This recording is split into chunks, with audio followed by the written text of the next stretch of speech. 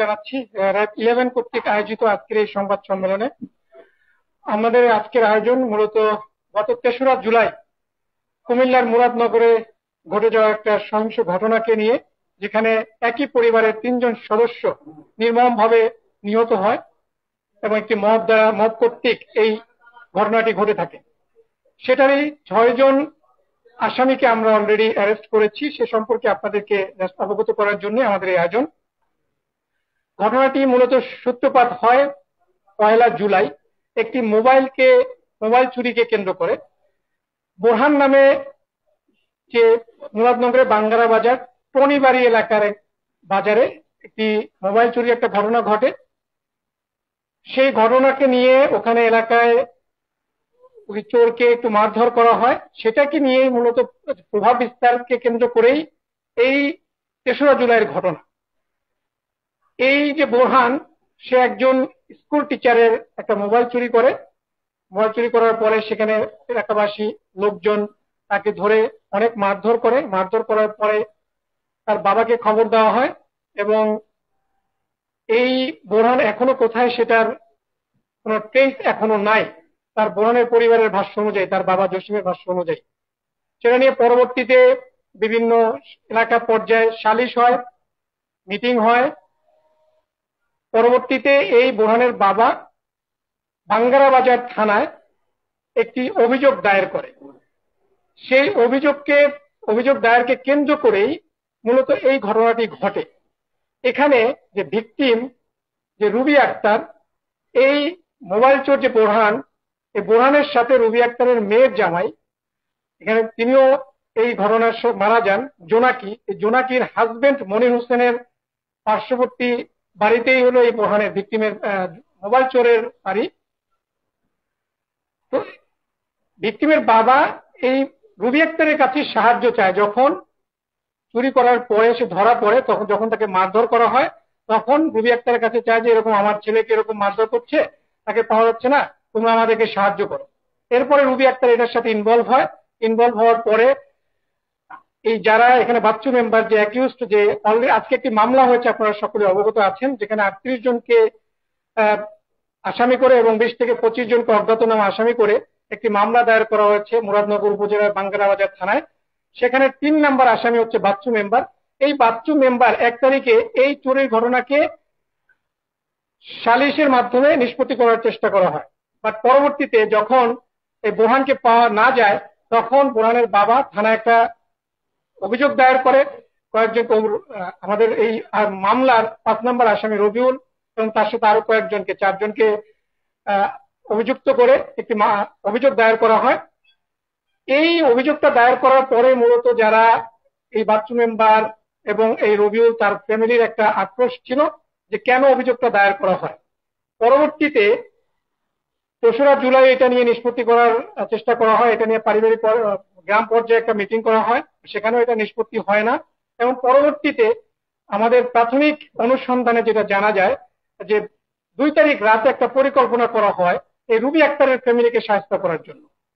এবং সে অনুযায়ী ৩ তারিখ সকালবেলা ওই এলাকার চেয়ারম্যান সহকারে আরো কিছু ব্যক্তি, ওই বাচ্চু মেম্বার, রবিউল, এরা সবাই খুব ভোরবেলা এখানে আসে এবং রাতের বেলায় এই মামলার যে ২ নম্বর আসামি, আমাদের প্রাথমিক অনুসন্ধানে জানা যায় যে ভিকটিমের যে এখানে ছেলে, যে তিনিও মারা গেছেন এই ঘটনায়, তাকেও ২ তারিখ রাতে ফোন করে বলা হয় কালকে তুই বাড়িতে আসিস, তোর বংশ নির্বংশ করে দেওয়া হবে, এরকম একটা থ্রেট দেওয়া হয়। পরবর্তীতে যখন ৩ তারিখ সকালবেলা হয়, সেখানে জমায়েত হয়। এখানে যখন রুবি আক্তারের বাড়ির সামনে সবাই যায়, যাওয়ার পর ওই ফ্যামিলি মেম্বারকে ডাকা হয়। সেখানে কথায় কাটাকাটি এবং তর্কাতর্কি হয়। তর্কাতর্কির এক পর্যায়ে এই রুবি আক্তার এবং তার মেয়ে এই চেয়ারম্যান এবং মেম্বারকে গায়ে হাত দেয় বা হাতাহাতির একটা ঘটনা ঘটে এবং সেখান থেকে মূলত এই ন্যাক্কারজনক ঘটনা সৃষ্টি হয় এবং লোকজন অতর্কিত সবাই মিলে তাদের বাড়িতে হামলা করে একই পরিবারের ৩ জনকে, যেখানে রোকসানা আক্তার রুবি, তার ছেলে রাসেল এবং তার মেয়ে জোনাকি, তাদেরকে নির্মমভাবে পিটিয়ে হত্যা করা হয় এবং তার বাড়ি ভাঙচুর করা হয়। এবং সেখানে তার আরো ২ জন মেয়ে ছিল, তারা যদিও সেখানে আহত হয়ে তারা পালাতে সক্ষম হয়। একজন এখনো হসপিটালে অ্যাডমিটেড আছে। এই ছিল মূলত ঘটনা। একই পরিবারের 3 জন নিহত হয়। যারা নিহত হয়েছে তাদের নামে অনেক অভিযোগ ছিল আগে, এবং তাদের প্রতি এলাকাবাসীর একটা আক্রোশ ছিল, সেটাও বোঝা যায়। এবং যে রুবি আক্তার, তার নামে আমরা সোফার 11টা মামলা পেয়েছি, এবং তার ছেলে, তার নামে 9টা মামলা রয়েছে। এই ছিল মূলত 3 তারিখের যে ঘটনাটা।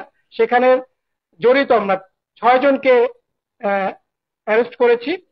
এর মধ্যে যে মামলা, তার মামলার 3 নম্বর আসামি, 5 নম্বর আসামি এবং 33 নম্বরের যে অভিযুক্ত, তাদেরকে আমরা অ্যারেস্ট করেছি, এবং সাথে আরো 3 জন তাদের সহযোগীকে অ্যারেস্ট করা হয়েছে। এই ছিল। আপনাদের যদি কারো কোনো কোশ্চেন থাকে এই সম্পর্কে বলতে পারেন।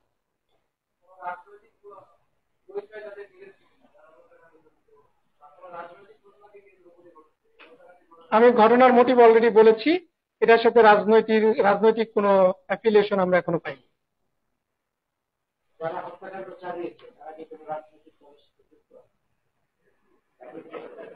একই প্রশ্ন, বাট তারপরও এটার সাথে রাজনৈতিক, আমি বলেছি যে একটা মোবাইল চুরিকে কেন্দ্র করে এবং থানায় অভিযোগকে দায়ের করা নিয়ে মূলত এই ঘটনাটা ঘটে, এবং এটা আক্রোশের একটা শিকার।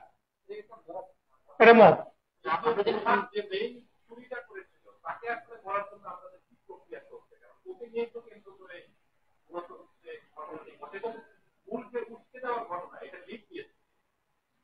আচ্ছা, এখানে মূলত যে মোবাইল চোর বা মোবাইল যে চুরি করেছিল বোরহান, তাকে তো এলাকাবাসী ধরেছিল, হাতে নাতে ধরার পরে তাকে মারধর করে এবং তাকেও নির্মমভাবে তার প্রতি অত্যাচার করা হয়।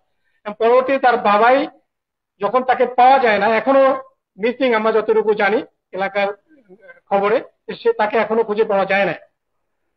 তো তাকে না পাওয়ার পর প্রেক্ষিতে কিন্তু থানা একটা অভিযোগ দায়ের করে তার বাবা, বোরহানের বাবা। পরবর্তীতে এইটাকে নিয়ে, এই যে থানায় অভিযোগ দায়ের করাকে নিয়েই যাদের মোবাইল চুরি করেছে, প্লাস যারা এটা সালিশ মিটিং করেছিল, এখানে বাচ্চু মেম্বার, যে এলাকার মাতবর, তিনি, এবং যেহেতু অভিযোগটা দায়ের করেছে, এর প্রেক্ষিতে তাদের মধ্যে একটা ক্ষোভ জন্মে, এবং এখানে এই বোরহানের ফ্যামিলিকে সহায়তা করছিল এই রুবি আক্তার। তো তারই প্রেক্ষিতে মূলত এই ঘটনাটা ঘটে। আমরা শুনলাম যে ওইখানে মামলা যখন হয়েছে, মামলা হওয়ার পর থেকে 63 জনের নামে মামলা। 63 জন, আমি অলরেডি বলেছি 38 জনের নামে, 38 জনকে ই করে নাম দিয়ে এবং আরো কিছু অজ্ঞাতনামা দিয়ে মামলাটা হয়েছে।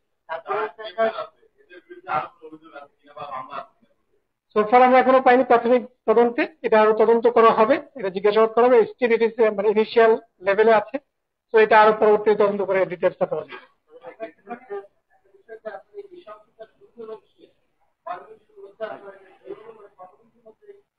আচ্ছা, ঘটনা ঘটেছে 3 তারিখে, আজকে 5 তারিখ।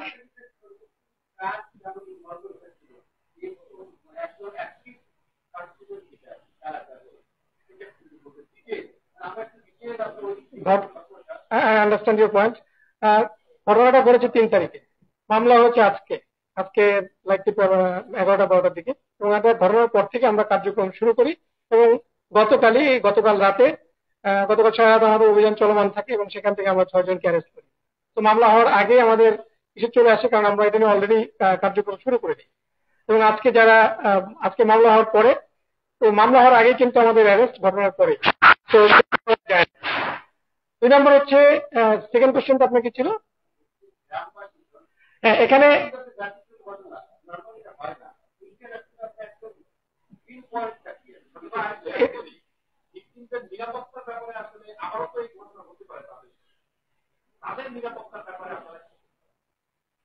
অলরেডি আমাদের টহল কার্যক্রম চলমান আছে। যারা এই ঘটনার সাথে সংশ্লিষ্ট, যারা মব ক্রিয়েট করেছে, মব ক্রিয়েটে অলরেডি আমি বলে দিয়েছি যে বাচ্চু মেম্বার যে মেম্বার ছিল, সেই সালিশটা করেছিল, এবং সেখানে যে ঘটনায় যে পরবর্তী চেয়ারম্যানও আসে, বাচ্চু মেম্বার ছিল।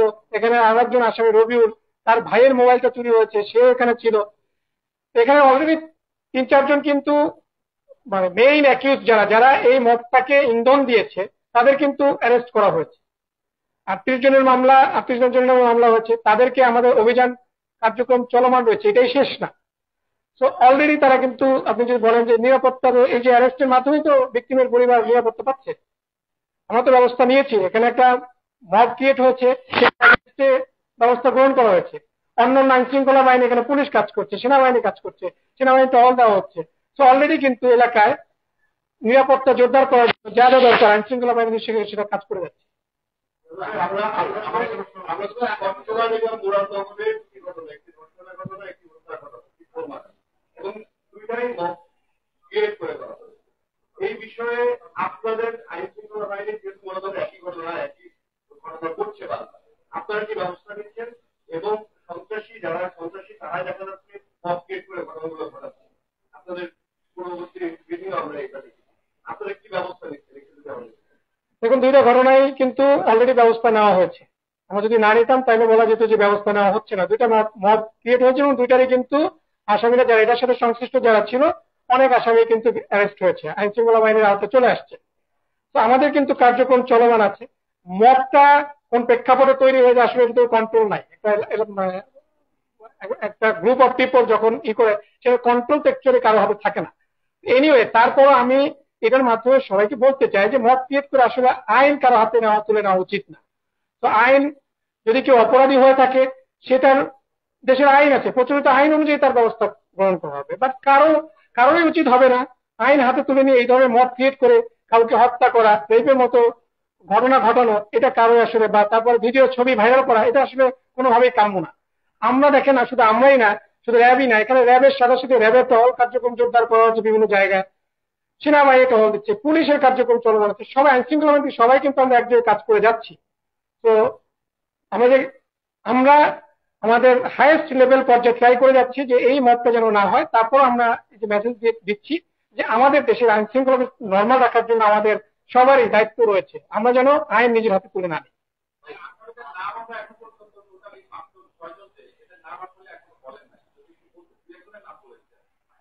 আসামি হচ্ছে একজন হচ্ছে বাচ্চু মেম্বার, যে 3 নম্বর আসামি, 5 নম্বর হচ্ছে রবিউল আসামি, তিনি 5 নম্বর, একজন হচ্ছে দুলাল, একজনের নাম বায়েস। আমরা ডিটেলস আপনাদেরকে আমাদের প্রেস বিজ্ঞপ্তিটা দিয়ে দিব। একজনের নাম বায়েস, একজনের নাম আকাশ, কিন্তু 5 জনের নাম অলরেডি বলে ফেলেছি। তো টোটাল 6 জন আসামিকে আমরা অ্যারেস্ট করেছি। আপনাদেরকে প্রেস বিজ্ঞপ্তিটা দিয়ে দেওয়া হবে, ওটার মধ্যে ডিটেলস আপনারা পেয়ে যাবেন।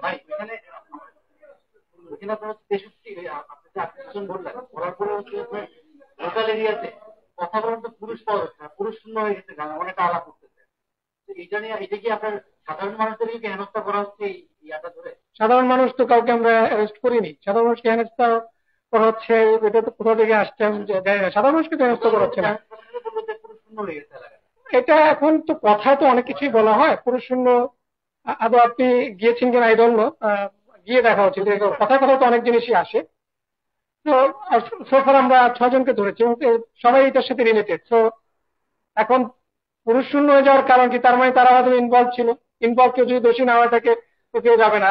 শিওর যারা ইনভলভ তারাই গিয়েছে, যাদের ইনভলভমেন্ট নাই তারা তো এলাকা ছাড়ার কোনো প্রশ্নই আসে না।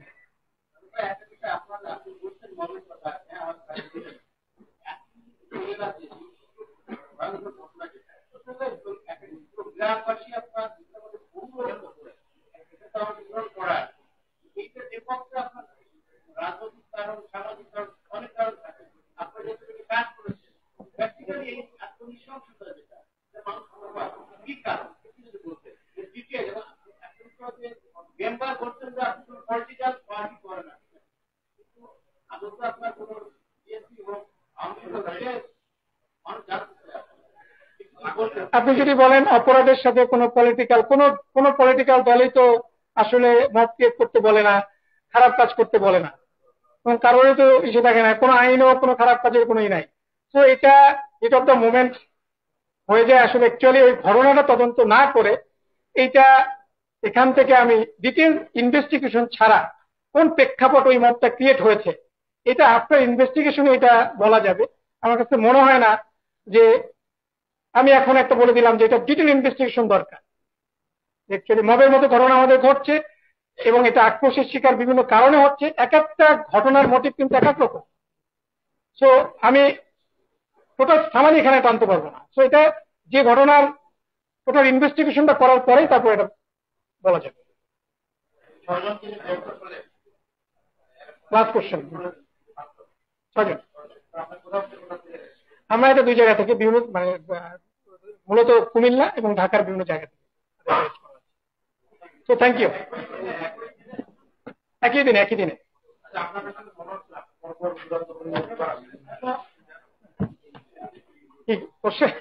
শেষ করি। Thank you.